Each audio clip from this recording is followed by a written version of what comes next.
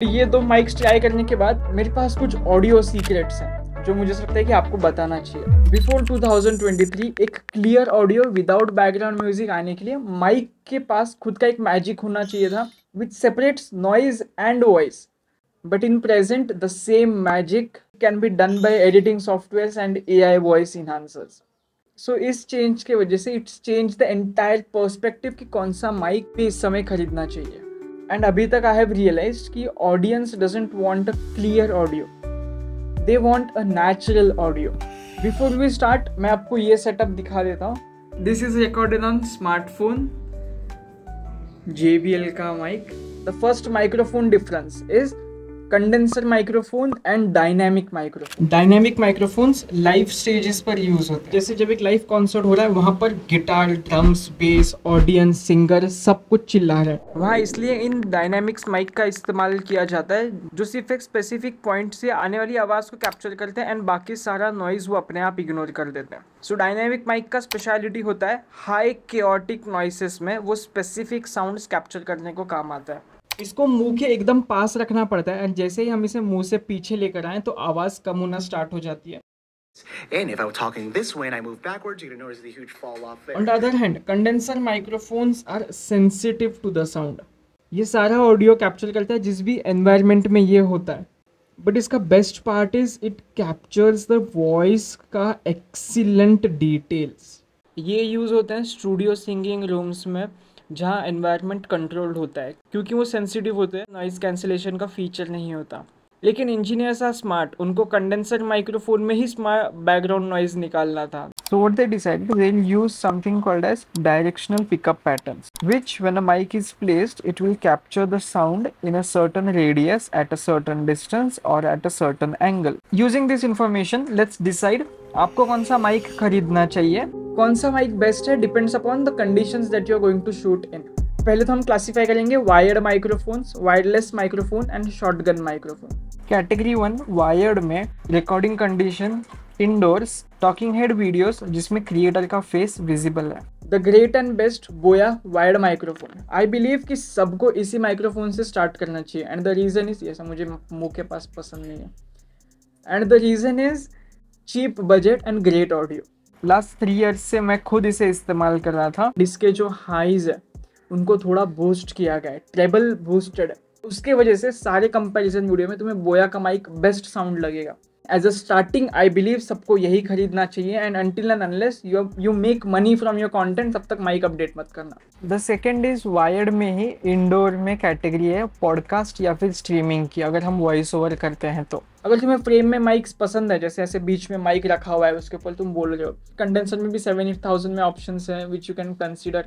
और अगर तुम्हें व्लॉग्स शूट करना है मोबाइल से किसी से भी तो वायर माइक्रोफोन मत लेना। पब्लिक में जब तुम शूट करोगे या फिर कहीं पे भी तुम शूट करोगे तब तुम्हें ऐसा लगेगा कि सारे लोग सिर्फ तुम्हें ही देख रहे हैं एंड सबका ध्यान सिर्फ तुम पे। उस समय थोड़ा ऐसा अजीब लगना स्टार्ट हो जाएगा।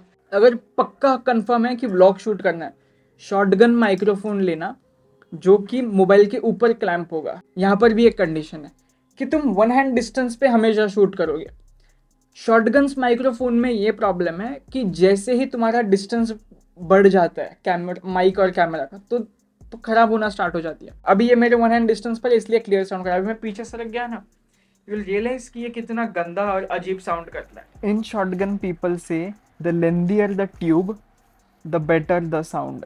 अमेजोन के ऊपर अगर तुम देखो तो बहुत सारे माइक खरीदने के ऑप्शन है। कोई भी एक अच्छा सा माइक लेना, अपना करियर स्टार्ट करो and then upgrade the microphone directly on wireless.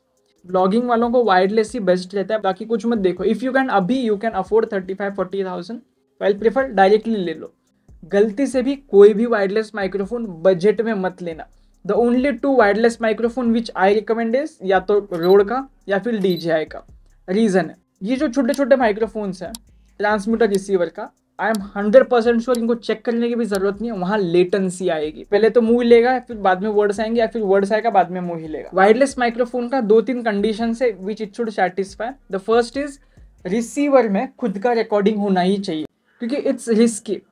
कभी ट्रांसमिट हो रहा है, कभी ट्रांसमिट नहीं हो रहा है, फिर चेक करो, चार्जिंग चेक करो, चार्जिंग मत चेक करो, इट्स मैस। चार्जिंग से यू हैव टू नो कि माइक्स में 2 तरह के, एक है सेल्फ पावर्ड और एक है एक्सटर्नल पावर। इससे मैंने एक वीडियो शूट किया एंड मुझे बाद में रियलाइज हुआ कि इसकी बैटरी खत्म है। हाँ, बैटरी इंडिकेटर है पीछे, लेकिन वो पीछे कौन देखता है? अगर ऐसे शूट कर रहे हैं तो पीछे कौन देखता है? सो इसीलिए अभी जैसे कि मैं इंडोर कर रहा हूँ, मुझे ये सेल्फ पावर्ड है, इसको कैमरा से पावर मिलती है।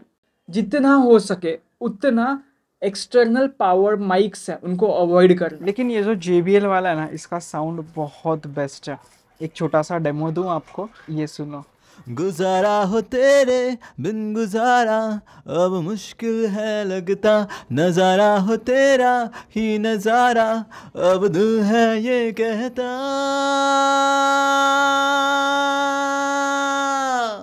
हाल दिल तुझको सुनाता, दिल अगर ये बोल पाता, वाह खुदा तुझको है जाता जा, ओ तेरे संग जो पल बिताता, वक्त से मैं वो मांग लाता, याद करके मुस्कुराता, ओ ओ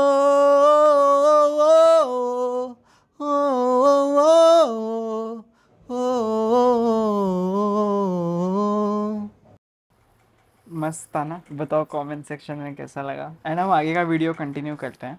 एंड यहाँ पर ना एक मिक्स्ड कैटेगरी भी है माइक्स में, वो है मोटो व्लॉगिंग वालों के। तुमको हेलमेट के अंदर माइक लगाना है, तुम सबके पास गोप्रो होता है, आई नो। उसके लिए मैं बोलता हूँ कि गेट बोया या फिर सोनी, वो माइक बेस्ट है। सोनी का ECM7B, बोया का थोड़ा इन जनरल है। बस एक टिप देता हूँ कि पैसों को स्टार्टिंग में सही जगह पर इन्वेस्ट नहीं करोगे ना, तो ग्रोथ बहुत धीरे धीरे आएगी। और अगर ग्रोथ बहुत फास्ट चाहिए, तुम एक्चुअल कंटेंट क्रिएशन को लेकर सीरियस हो, तो सही जगह पर आने वाला रेवेन्यू तुमने इन्वेस्ट नहीं किया तो वो तुम्हारे ग्रोथ के बीच में आएगा एंड टेक्निकल प्रॉब्लम्स बन के माइंड खराब होगा, दिमाग खराब हुआ, तो it will be same as burnout और फिर तुम यूट्यूब छोड़ के भाग जाओगे। बहुत आसान है यूट्यूब छोड़ के भागना, बहुत मुश्किल है यूट्यूब को या फिर किसी भी कॉन्टेंट गेम को पकड़ के रखना। और उसको पकड़ के रखने के लिए तुम्हें तुम्हारा जो टेक सेटअप है उसको सिंपल करना पड़ेगा। Keep it simple and easy to use. As a creator मैंने एक मेरे लिए रोड मैप बनाया कि माइक्स में कैसे इन्वेस्ट करना है, मैं आपके साथ शेयर करता हूँ। तो इफ इट मेक सेंस, ऐसे रोड मैप फॉलो करो, पैसे भी बचेंगे, बहुत सक्सेसफुल हो जाओगे, सही जगह पर वैल्यू फॉर मनी मिलेगा। द फर्स्ट इज बिगिनर हो, इंडोर बनाना है, गेट बोया। अगर इंडोर है, 1 हैंड डिस्टेंस पर हो, गेट अ शॉटगन जो सेल्फ पावर्ड होगा। एंड यहाँ पर कितना बजट एलोकेट करना है, 3 to 4,000 मैक्स। एंड अगर तुम बहुत सेल्फ इस्टेब्लिश किए तो 8,000 तक रोड का आता है, वो ले लेना। द सेकेंड एक्सपेंस, जैसे ही तुम्हारा ये हो जाए, the next expense should be treat your room.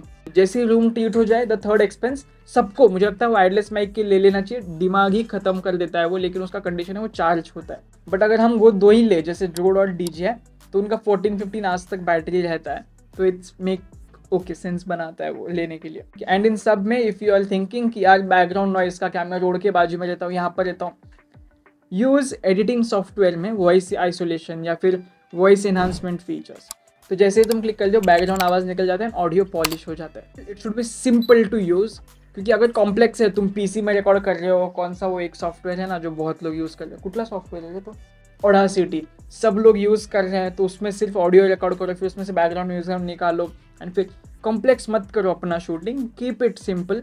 Editing software में ही कुछ ऐसे ढूंढ लो, noise cancellation, DaVinci Resolve free है, उसमें भी प्लगइन्स वगैरह अवेलेबल है नॉइज के। अपना शूटिंग जो है उसे सिंपल से सिंपलेस्ट रखो और अपने पूरे एफर्ट्स सिर्फ और सिर्फ कंटेंट और स्क्रिप्ट पे दो।